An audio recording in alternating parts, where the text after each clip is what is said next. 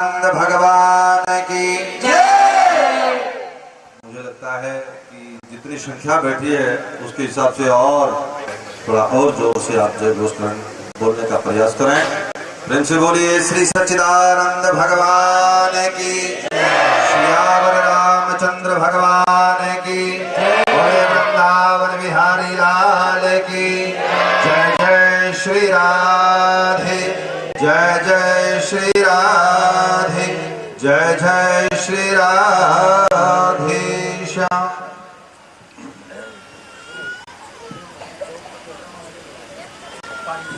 अखंड मंडलाकारं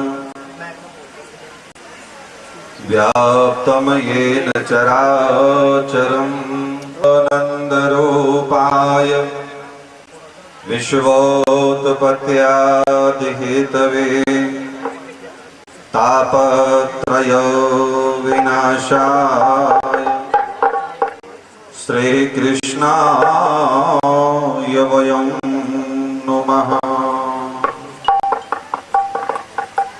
गुरु की सुमिरन मात्र से नाशक विघ्न अनंत, ताको सर्वारंभ में ध्यावत है शुभ संग। एक बार और प्रेम से कहिए वृंदावन बिहारी लाल की जय। ढोलक थोड़ा बंद रहे और ये बाल मालिश में को डालना है।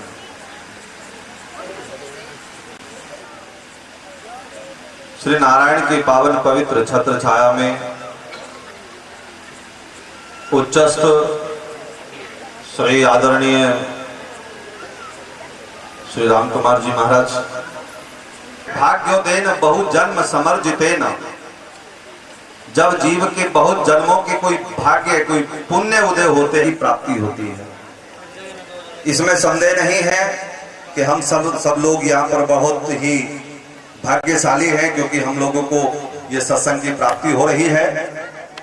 आप लोगों ने देखा होगा कि कुछ लोग तो इस समय में कहीं बीड़ी पी रहे होंगे, कोई कहीं सिगरेट पी रहा होगा, कोई नींद में सो रहा होगा, कोई हुक्का गुड़गुड़ा रहा होगा, कोई गलत कार्यों में मस्त होगा, और ऐसे और एक आप लोग हैं जो इस समय बैठ करके मेरे प्रभु का मस्त हो रहे हैं। तो सच में आप परम सौभाग्यशाली हैं, इसमें संदेह नहीं। और एक बात और बता दूं आपको, मैं भी सौभाग्यशाली हूं, क्योंकि मुझे भी आप लोगों के मध्य में आने का मौका प्राप्त हुआ है।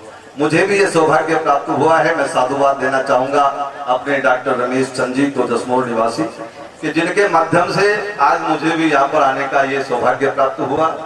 और सच में मैं ये भी कहूंगा कि ऐसे सरल गुरु की शरण में आप सब लोग यहाँ पर बैठे हैं, ये भी अपने आप में एक बहुत बड़ी बात है। क्योंकि आदरणीय श्री राम कुमार जी महाराज, इनसे मेरा बहुत पुराना परिचय है और मुझे कई बार इनके सानिध्य में बैठने का मौका मिला। आज भी ये मौका प्राप्त हो रहा है, ये प्रभु की कृपा। और आज मैं देख रहा हूँ, जब हम कभी मुझे सानिध्य मिला था इनका, तब तो छोटी सी एक बगीची थी इनकी, ये शिष्य की। लेकिन आज मैं देख रहा हूँ ये बगीची से बहुत बड़ा बाग हो गया है। ये भी साधु बाग के जो है के योग्य हैं। इनको साधुवाद मेरी ओर से, क्योंकि आदरणीय राम कुमार जी दिन रात मेहनत करके आप लोगों के मध्य में रह करके आप सब लोगों को संगठित करके एक करके आप लोगों को भगवत भक्ति मार्ग का ज्ञान करा रहे हैं। इसके लिए मैं हृदय से उनको साधुवाद देता हूँ। क्योंकि अरे हम एक परिवार को एकजुट नहीं रख सकते, इतने बड़े परिवार को संगठन बना करके उसको एकजुट कर देना और एक जगह सबको एक आवाज में बुला लेना, ये कोई छोटी शक्ति की बात नहीं है। ये बहुत बड़ी कोई प्रयास है, बहुत बड़ी कोई शक्ति है, बहुत बड़ा कोई लक्ष्य है, और बहुत बड़ा कोई प्रभु के श्री चरणों का आसरा लेकर के वो चल रहे हैं दिन रात आप लोगों के मध्य में रह करके। आज इतना बड़ा उन्होंने जो है ये बाग तैयार कर दिया है, और ये बाग केवल अपने लिए नहीं, और बोले आप सब लोगों के लिए ही तो तैयार किया है। आप लोग यदि भजन करेंगे, आप लोग यदि सुमिरन करेंगे, तो कल्याण किसका होने वाला है?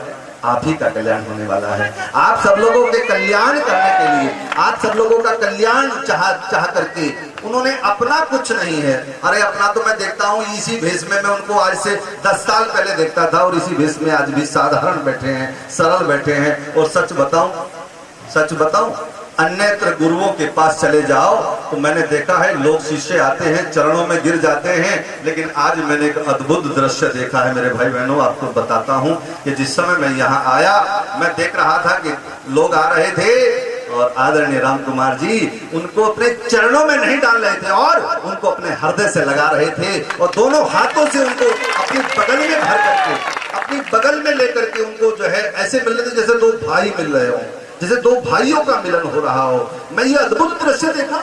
अरे भाई शिष्य तो आता है चरणों में गिर जाता है, दंडवत प्रणाम करता है, गुरु आशीर्वाद देता है। ये परंपरा, ये परिपाटी आज तक आप लोग भी देखते आए हैं, मैं भी देखता आया हूँ। लेकिन ये परिपाटी, ये सरलता, ये नम्रता, मैं आपको एक बात बताऊं, ज्ञानी होना बहुत बड़ी बात नहीं है, भगवान का भक्त होना भी बहुत बड़ी बात नहीं है। भगवान का भक्त होकर के सरल होना, सज्जन होना, साधारण होना, सबसे प्रेम से मिलना, सबसे प्रेम का उद्घोष करना और प्रेम का पाठ पढ़ाना और सबसे सरलता से, सज्जनता से मिलना, ये बहुत बड़ी बात है। मैं आपको बताऊं सरल होना बहुत मुश्किल है, असंभव सा है। सरल वही होता है जिसके ऊपर उसकी कृपा होती है। और आदरणीय राम कुमार जी की सरलता देख करके आज मेरा हृदय गदगद हो गया, सच में बताऊं। और ये कोई मैं अपने आप कोई प्रशंसा करने के लिए नहीं आया हूं, लेकिन मैंने जो देखा वो मैं आपको बताता हूं, सच बात है। और मैं अपने प्रभु से कामना करूंगा कि भविष्य में भी वो इसी प्रकार से एक अच्छे मार्ग का अनुसरण करते हुए आप सब लोगों को एक अच्छे दे दे। भाई जब भगवान ने तुझे कुछ नहीं दिया तो क्या हो गया, दूसरी बाह काट करके दे दे। मैं तुझे 4 हाथों से सेवा नहीं की है और परमात्मा ने ये तो दो आंखें दी हैं, आज तक कभी दोनों आंखों से ठाकुर का दर्शन नहीं किया है। हाँ, परमात्मा ने तुझे 2 कान दिए हैं, कभी बैठ करके 2 घड़ी मेरे प्रभु का सत्संग नहीं सुन पाया है। परमात्मा कहता है अच्छा मैंने तुझे अंग प्रत्यंग मनुष्य बनाया है और मनुष्य बना करके हमें अंग प्रत्यंग हमें प्रदान किए हैं, ये परमात्मा की कृपा। और दूसरी कृपा क्या है, आप लोगों के ऊपर बहुत बड़ी नाम लेने के लिए आप भी आए हैं, मैं भी आया हूं। दूसरी कृपा क्या है परमात्मा की, कि हम लोगों को उस परमात्मा ने मनुष्य तन तो दिया ही है और उसने हमें अपने सत्संग में बुला लिया। सच बताओ वो परमात्मा जब वो परमात्मा किसी को अपना बनाना चाहता है तो उसका व्यापार नहीं बढ़ाता। जब वो परमात्मा किसी को अपना बनाना चाहता है तो उसका कोठी बंगला नहीं बनाता। और क्या करता है, बोले जब जिसको वो अपना बनाना चाहता है उसे अपने सत्संग में बुला लेता है, उसे अपने सत्संग, अपने दरबार में बुला लेता है। ये उसकी कृपा है। मैं आपसे निवेदन करता हूँ परमात्मा की बहुत बड़ी कृपा की हम लोगों को ये सुअवसर प्राप्त हुआ, सत्संग मिल गया। बड़े भाग्य पाइए सत्संगा, बिना ही प्रयास होत भव भंगा। बड़े भाग्य से ये हमें सत्संग की प्राप्ति होती है। आज बड़ी कृपा हमारे लोगों के ऊपर, पुत्र हो गए, वैभव हो गया, ऐश्वर्य मिल गया, धन संपत्ति मिल गई, उनके ऊपर अपार कृपा हो गई, इसलिए सत्संग में हमें मिल गया है। बहुत बड़ी बात है। यहाँ कोई कीर्ति का गान, देखिए ध्यान देना, हम लोग कीर्तन कर रहे हैं, क्या बोलो, कीर्तन कर रहे हैं, लेकिन कीर्तन के 2 अर्थ बनते हैं। आदरणीय मास्टर, संसा हो ऐसा समझ करके भजन गाया जाता है। एक तो ये कीर्तन है, लेकिन इस कीर्तन से शायद मुझे लगता है कुछ मिलने वाला नहीं। कीर्तन का दूसरा अर्थ बदल दो आप, क्या, कीर्ति जमा तन, कीर्ति माने बड़ाई, किसकी बड़ाई, अपनी नहीं, और अपने नारायण की बड़ाई, अपने परमात्मा की बड़ाई, अपने प्रभु की बड़ाई। अरे परमात्मा की बड़ाई करने के लिए, उसकी प्रशंसा करने के लिए, उसका यश गान करने के लिए जो कीर्तन का गाया जाता है, उस कीर्तन का आप लोगों को पूरा लाभ मिलता है, उस कीर्तन का पूरा फल मिलता है।